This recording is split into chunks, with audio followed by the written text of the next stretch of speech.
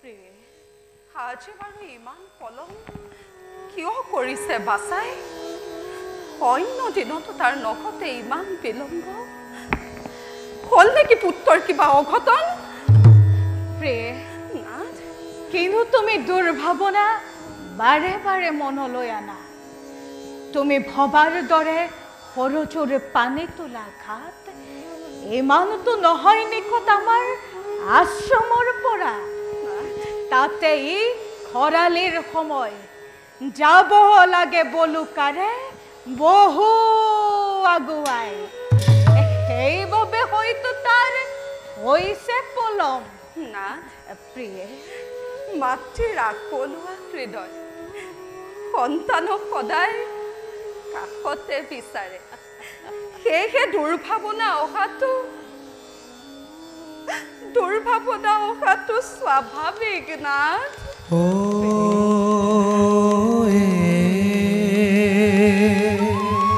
কান্ধে লয়া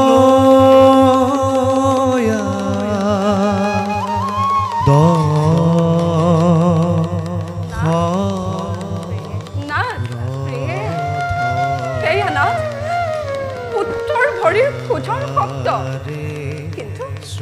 কিন্তু সি আজি ইমান ধীৰে ধীৰে আহিছে কিয়? ইমান বয়স হৈছে তাৰ। এই কোমল বয়সতে সি আমাৰ পূজা কঢ়িয়াবলগীয়া হৈছে। প্ৰতিদিনে কাম কৰি কৰি সি হয়তো পৰিছে ভাগৰি। তাতে খৰালিৰ সৰজুখনে যায় বহু আঁতৰি। সেইবাবে হয়তো সি আহিছে ধীৰেৰে। আহ বাছা, আহ।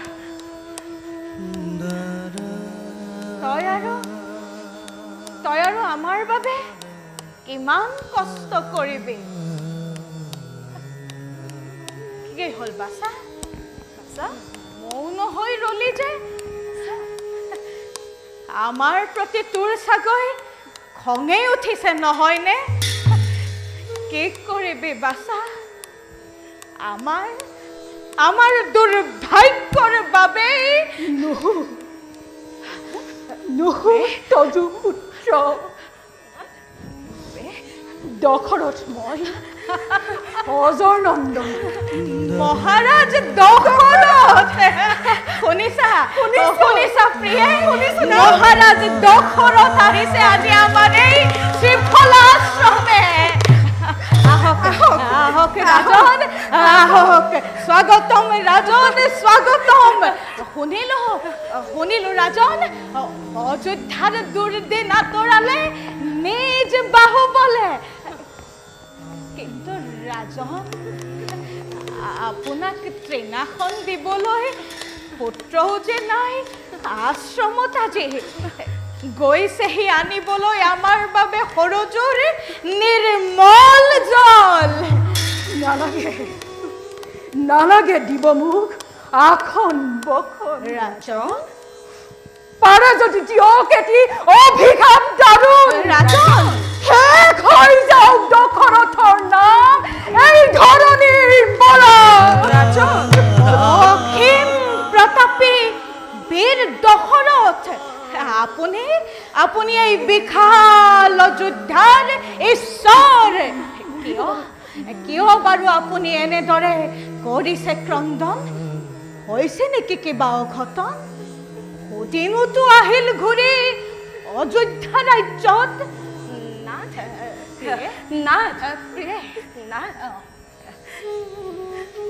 শুনিছো পুত্ৰৰ মুখে হয়তপি অপুত্ৰক দশৰথ নিপতি। সেয়ে হয়তো পুত্ৰ লাভৰ উপায় বিচাৰি আহিছে আমাৰ আশ্ৰমে। জগন্নাথ, পুত্ৰ লাভৰ উপায় দি কৃতাৰ্থ কৰক নাথ, কৃতাৰ্থ কৰক। ৰাজন, নালাগে মোক পুত্ৰ ৰতন। ৰাজন, কাৰোবাৰ পুত্ৰক শেষ কৰি নিবিচাৰো আৰু মই সন্তানৰ সুখ। আৰু কাক ৰাজন কোন হেতু দুৰ্ভগীয়া জগতৰ মাজে কিবা নাম পিতৃ মাতৃৰ কিবা তেওঁৰ আছিল অপৰাধ কিন্তু অনুতাপৰ অশ্ৰু জলে বলিছে বচন কক ৰাজন কাক শেষ কৰিলে কক ৰাজন কাক শেষ কৰিলে কি কক মুনিবৰ ৰাজন মুখেৰে মোৰ আজি নুনাই বচন ৰাজন প্ৰভাতৰ এটি কুক্ষণ আহিছিল মৃগয়াৰ সেতু সেই সৰজুৰ তীৰৰ ঘনঘোৰ অৰণ্যৰ মাজে ৰাজন দুৰ্লভ এটি হৰিণৰ সন্ধান কৰি কৰি উপস্থিত হলো মই সৰজু নদীৰ কিছু অদূৰত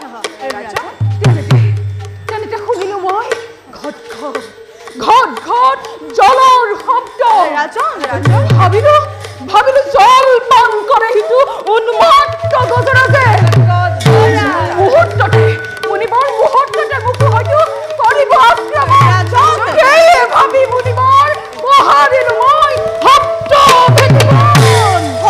ভেদিবান সেইবানে কি ৰাজন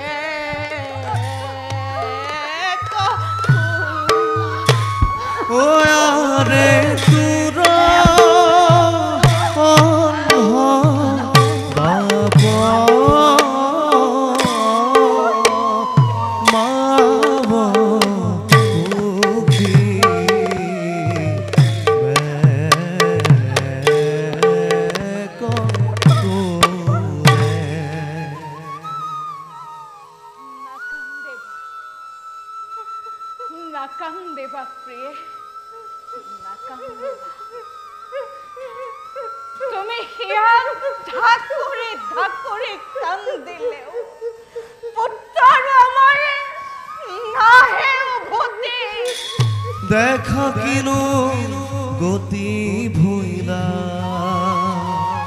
অন্ধা মহাকতি পুত্র হুকে সম্বলিলা প্রাণ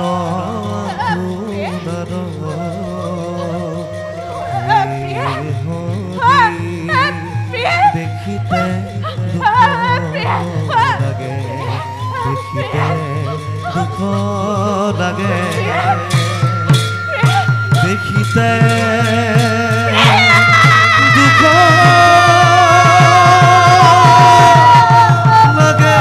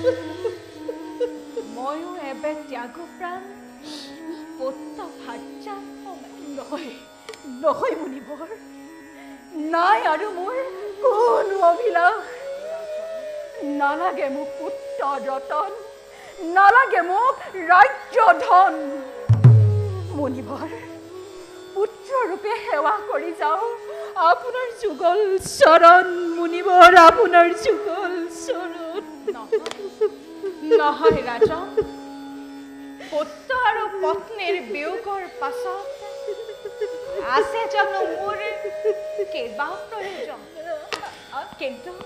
কিন্তু তুমি হলা পবিত্ৰ ইক্ষ্বাকুকুলৰ সূৰ্য বংশী ৰাজা তোমাৰ দ্বাৰাই প্ৰবাহিত হ'ব ভৱিষ্যত বংশৰ ধাৰা আশীৰ্বাদ কৰিছো ৰাজা তোমাৰ ঔৰসে জাত হ'ব ৰঘু কুলমণি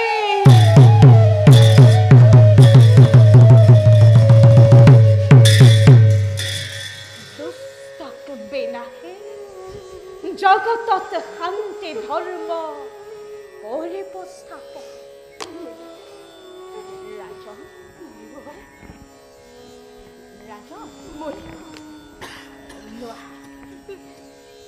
লোৱাবৰ শ্ৰীফল আশ্ৰমৰ দুটি ফল আশীৰ্বাদ ৰূপে কৰিবা দিয়ক মুনিবৰ দিয়ক অশেষ কৰিলে কৃপা মহামান্য ত্ৰিতালজ্ঞ হে ঋষিবৰ আপোনাৰ চৰণত জনাইছো সহস্ৰ প্ৰণাম ৰাজন মুনিবৰ আছে এটি মোৰ শেষ অনুৰোধ নহয় ঋষিবৰ আদেশ কৰক মাত্ৰ দাসৰ প্ৰতি যেবে মই ত্যাগে যাম নশ্বৰ কৰে মুনিবৰ তুমি যেন পুত্ৰৰূপে পেটকাৰ্য কৰা সমাপন মুনিবৰ সেয়ে মোৰ শেষ বাক্য কৰিবা ৰক্ষা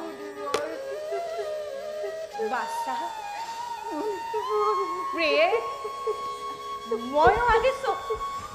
ময়ো আহিছো তোমালোকৰ সমে বেদাই বসুন্ধৰা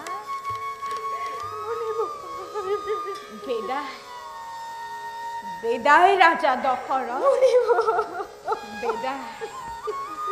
বেদাই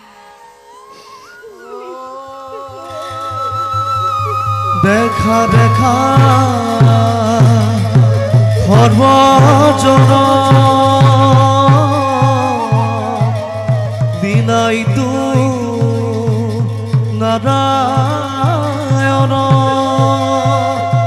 সম্বৰিলে নিজ প্ৰাণ অন্ধত ভুৱন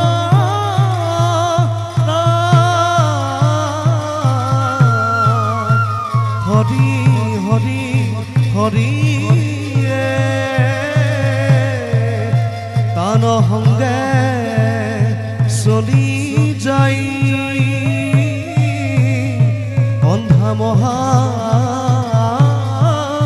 হতি হৰি হৰি বুঢ়া হবে পাপ সকধু গতি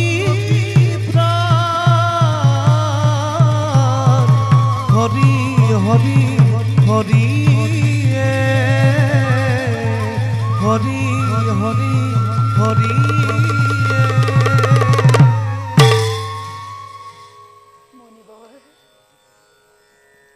মুনিবৰ ও হৰি হৰি ও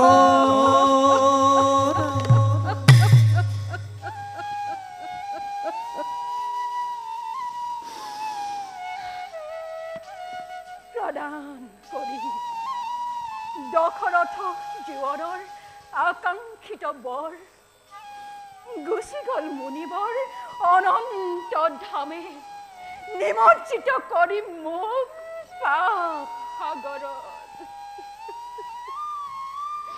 হে প্ৰভু তুমি মোৰ কপালত ইয়াকে লিখিলা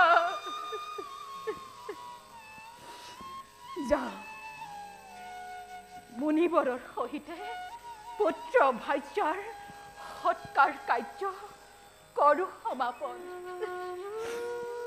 যা লোক কৰি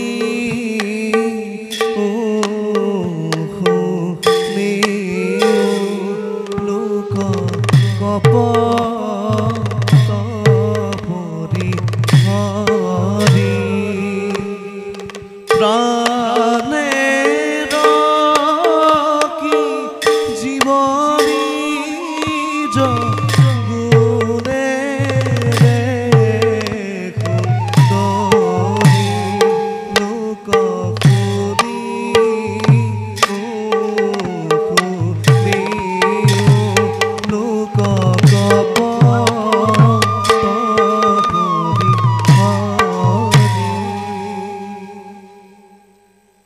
কৃষ্ণ হৰি